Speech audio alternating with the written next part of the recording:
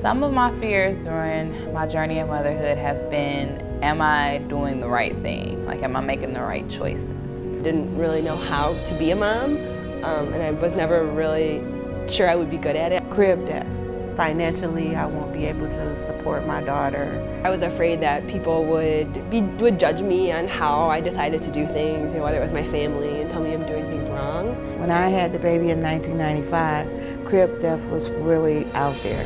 You always have a fear as a mother, I believe, is that you want to make sure, you want to hope and you pray that you live until your child gets old enough to take care of themselves. Being that I had medical problems that came early up in my life for my children when they were little, that was a major fear of mine. I struggle with being there for her because I have to work a lot. How to teach my kids not to fall into peer pressure.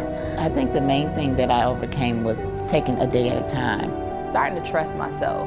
I used to watch what other people did more so, but I learned to trust myself and trust that God is leading. I'm making sure, like I tell her that she's a brave girl and she doesn't have to follow like whatever her friends like. And Mama Pearl was very, very influential about showing me things about the baby and when they're eating, burping before you put the baby down, and even when you lay them on your back. It actually was a lot easier than I thought. I think just being a mom came more natural to me than I anticipated. I am looking for another job so that my work hours can change. And it turns out like I don't really need to be anyone different than myself to be a mom.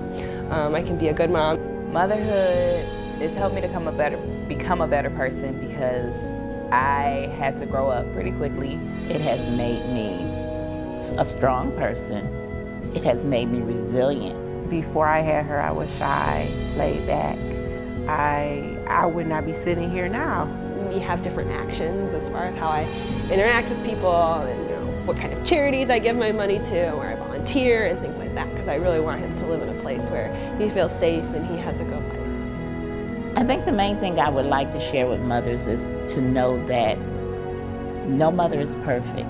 No matter what you do, there are going to be trials and there's going to be tribulations, but it's how you handle those trials and tribulations.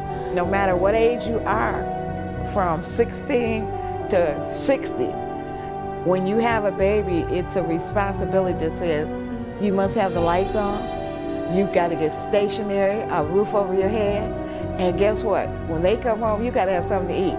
I think it's okay to be afraid, but then to go with it and maybe get over some of your fears by just doing it. That's kind of been my story. So as a mother, that was what I saw first, that I've got to take care of this individual. I got to get the lights on. And my personal story is one of feeling guilty. I blame myself a lot for things that were going wrong with my son and with his father, being absent and not really taking care of responsibilities like I felt he should. Having kids for sure test the strength of our relationship, like between me and my husband. It was like both of us are working and it was very hard. Have some support systems in place. It really helps because sometimes it gets tight and you might say, I didn't pay the light bill and my lights are getting ready to go off on the 21st and wow, can I borrow $45? Children will make you go past what you thought was your uncomfortable zone. Always be there for your child, no matter what. If there was one word to choose about my journey in motherhood right now, I think it would just be happy. Enchanting. Roller coaster. It's hard. Confidence. Delivered.